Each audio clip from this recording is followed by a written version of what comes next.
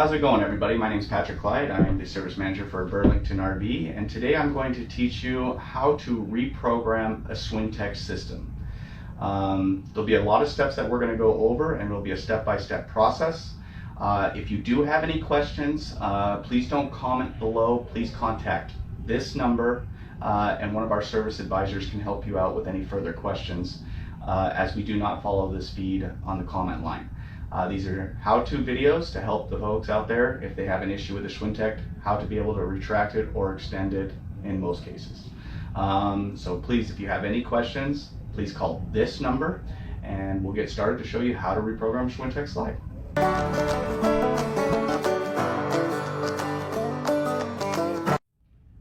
Alright folks, I started off with step one as a what not to do when you're doing this reprogram for the Schwintek system.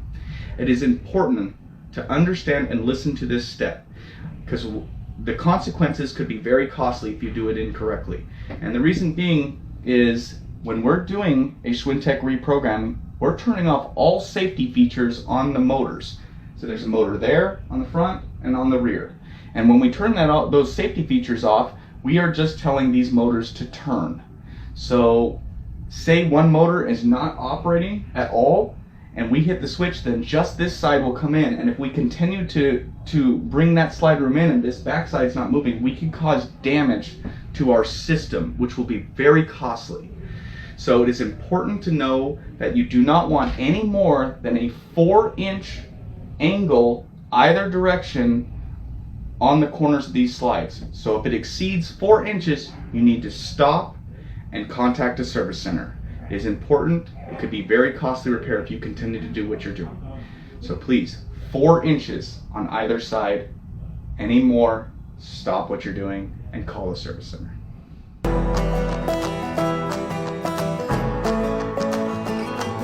In this photo you'll see this is a Schwintek controller. This is our key. This is the thing inside this unit we will need to find. Now, everybody asks me, where is my Schwintek controller? There are so many models, so many manufacturers, so many different styles. We don't know where they are on every single one. We always have to go find them. But I can give you a few hints just to help you locate them. A lot of them in fifth wheels, I will find them in the pass-through compartments up on the ceiling. That is the most common area. I find them there. Also, in a travel trailer, I can find them usually in the bathroom under the sink or in the kitchen island. Those are just some little spots, but they could be hidden anywhere. So as long as you know what the controller looks like, this controller, we can at least start looking for it.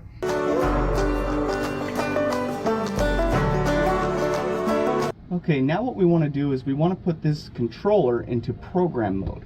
So that way we can resync the motors and have them turn simultaneously at the same time. In order to do that, what we need to do is find the location of the button, which you will see inside this square.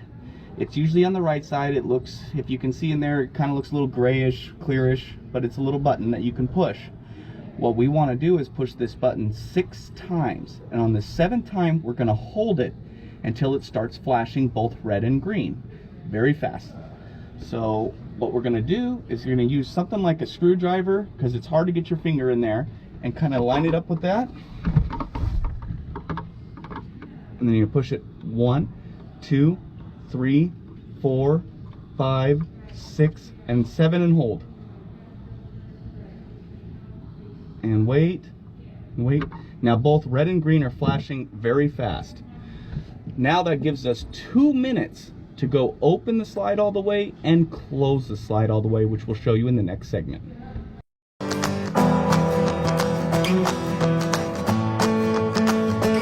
Now that we're in program mode, this is kind of a fast process. Sometimes you may have to do this twice until you get used to it.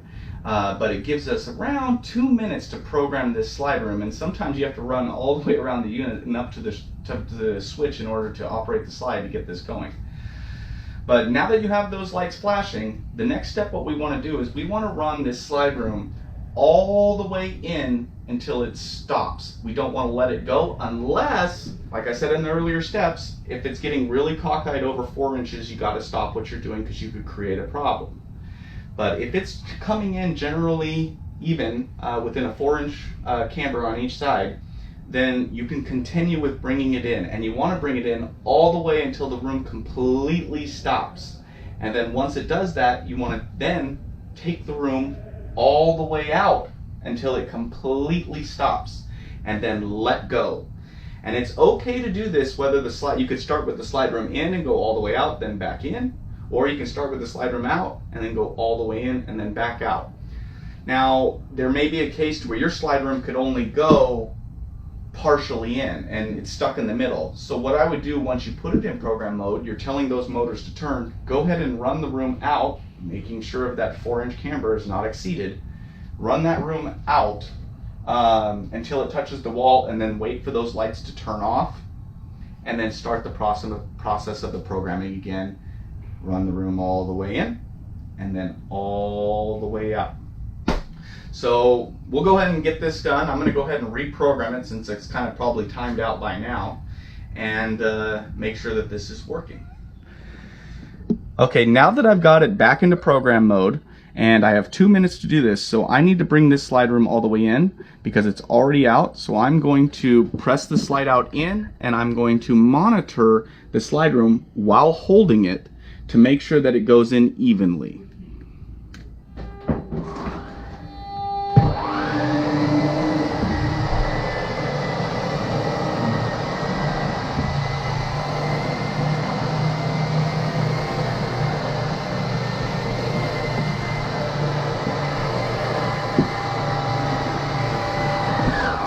Now wait till you hear all motors stop moving.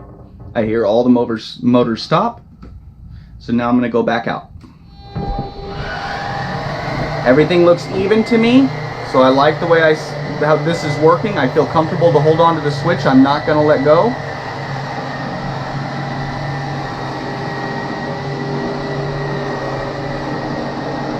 And I'm going to keep holding it. All motors stop, I let go.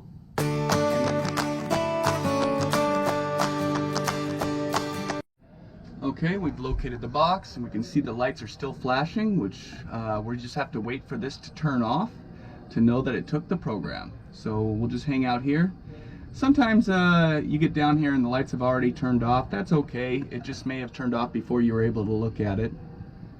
So we'll give it a second here and see if they turn off.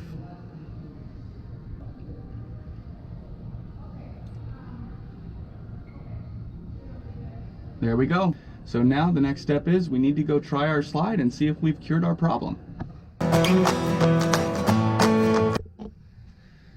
Okay, now that we've reprogrammed it, we want to run it all the way in and all the way out to make sure that we don't have any issues. If it does the same thing after we've done this and it's still giving you the same problems, then more than likely you have a issue within the system and it needs to go to a service center, but hopefully you're able to either get it in or out and travel with the unit. So I'm going to go ahead and try it, make sure what I did worked.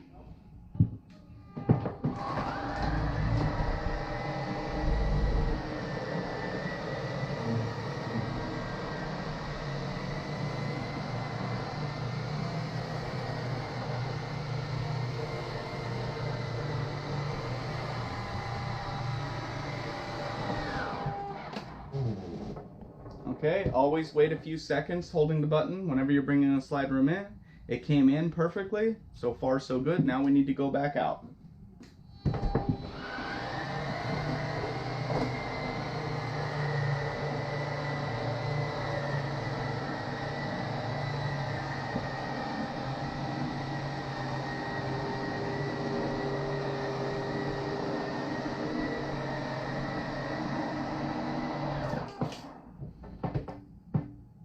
All right, perfect. Everything looks good. All right, folks, that's the end of our video of how to program a Slideout, a Schwintek Slideout. I hope this video helped you. We designed it for the people that are out there camping that run into a problem, and hopefully this will help you get home safely or even fix your problem to save you a trip into the service center. Once again, I do emphasize that if you have that camber out more than 4 inches or it does not fix the problem, don't continue to do this program. You need to contact a service center. You can call us at this number. We also have an after hours number that if you call the main line, It is a 24-hour technician line. You know, he still works during the day, so if you leave a message, he will get back to you as soon as possible, but if it's really late at night. But other than that, I hope you enjoyed this video. I hope it helped you. And you know, if you have any questions at all, please contact this number for any further assistance.